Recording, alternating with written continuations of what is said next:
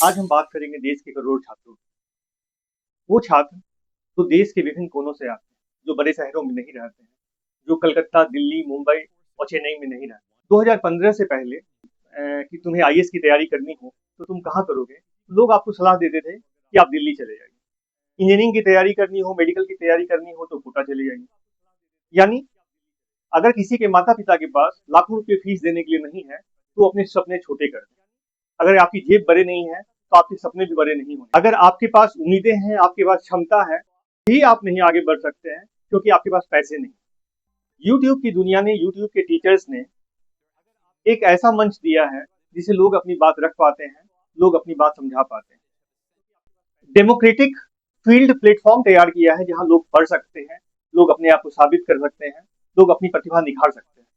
आज मैं उन लाखों छात्रों की बात कर रहा हूँ जिनके पास एक सपना है, एक मोबाइल फोन, डाटा है और आगे बढ़ने का जज्बा है। जिनके माता पिता के पास लाखों रुपए नहीं, लेकिन उनमें दृढ़ता है, उनमें प्रतिभा है। आज यूट्यूब ने ऐसे ही लोगों को आगे बढ़ने का अवसर दिया। मैं मनीष कुमार झा आज करोड़ों छात्रों का प्रतिनिधित्व करते हुए उनकी बात कर रहा हूँ, जिनके शिक्षकों को दो कौड़ी का टीचर कहा जा रहा है। यूट्यूब वाले स्टार टीचर्स जिनको कुछ जानना ना कौड़ी, कभी ब्लैक बोर्ड। अगर उनके शिक्षक 2 कौड़ी के टीचर हैं तो स्टूडेंट की क्या कीमत है?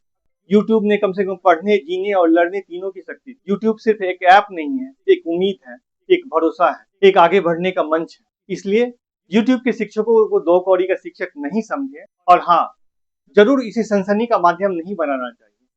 मैं खुद भी एक छात्र हूँ, मैं एक सिविल सर्विसेज एस्पिरेंट रहा हूँ और अभी भी हूँ। मैं एक कंटेंट क्रिएटर भी हूँ। अगर यूट्यूब का प्लेटफॉर्म नहीं होता तो मैं ऐसे बहुत सारी पढ़ाइयाँ नहीं कर पाता। भारत के करोड़ों छात्रों के पास किताबों खरीदने के लिए सोचने पड़ते हैं, उनके पास रूम रेंट देने के लिए पैसे नहीं। मैं सच को सामने लाना चाहता हूँ, भारत के भविष्य को सामने लाना चाहता हूँ। अगर यूट्यूब नहीं होता तो आज फिजिक्स वाला के लिए एक प्लेटफॉर्म तैयार नहीं होता, यूट्यूब नहीं होता तो अन अकेडमी के लिए एक प्लेटफॉर्म तैयार नहीं होता। और बैंगलोर और दिल्ली में बैठ के आप अंदाजा नहीं लगा सकते कि भारत अब बड़े बड़े कॉर्पोरेट और इसी ऑफिस में बैठ के भारत का बच्चा और गरीब बच्चा किस संघर्ष से गुजर रहा है। आज भारत के देश के सामने बहुत सारे मुद्दे हैं। पेपर लीक का मुद्दा है, बेरोजगारी का मुद्दा है, सरकारी नौकरी में कमी का मुद्दा है, भ्रष्टाचार का मुद्दा है, पेपर हाईजेक करने का मुद्दा है, ऑनलाइन सेटिंग का मुद्दा है, नीट पेपर लीक का मुद्दा है। इतने बहुत सारे मुद्दे मौजूद हैं, उन पे बातें नहीं हो रही है।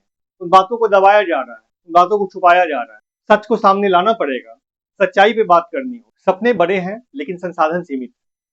यूट्यूब ने पहली बार शिक्षा को दिल्ली और कोटा की इमारतों से बाहर निकाल के गांव के कमरों तक पहुंचाया है।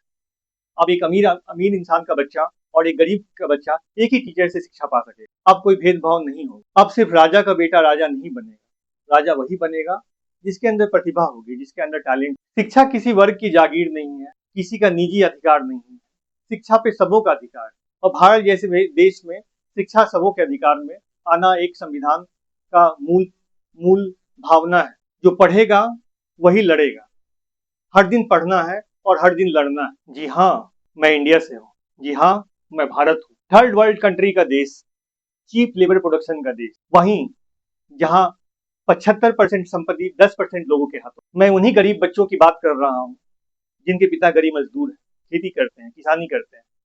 देखिए, आपके पिता क्या करते हैं?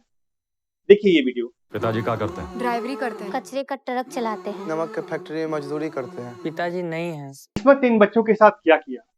प्रतिभा दिया और साधन नहीं दिया। ये चीटिंग नहीं तो और क्या है? आज इसी चीटिंग को दूर करने के लिए इंटरनेट, यूट्यूब ने एक प्लेटफॉर्म तैयार किया। जटिल चीजों को एनिमेशन और ग्राफिक्स से समझ सकते हैं। बार बार जो क्लासेस आपको समझ में नहीं आए उसको रिपीट कर सकते हैं।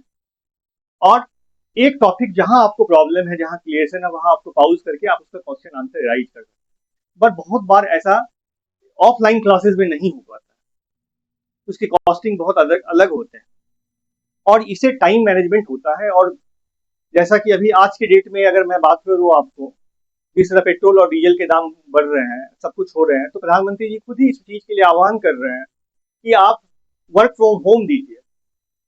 कोविड के समय भी वर्क फ्रॉम होम का प्रचलन था, सोशल डिस्टेंसिंग की बात थी, वो सारी अवधारणाएं जो है यूट्यूब के माध्यम से पूरी हो रही है। हाँ, कुछ टीचर जरूर यूट्यूब के सनसनी फैलाने का काम करते हैं।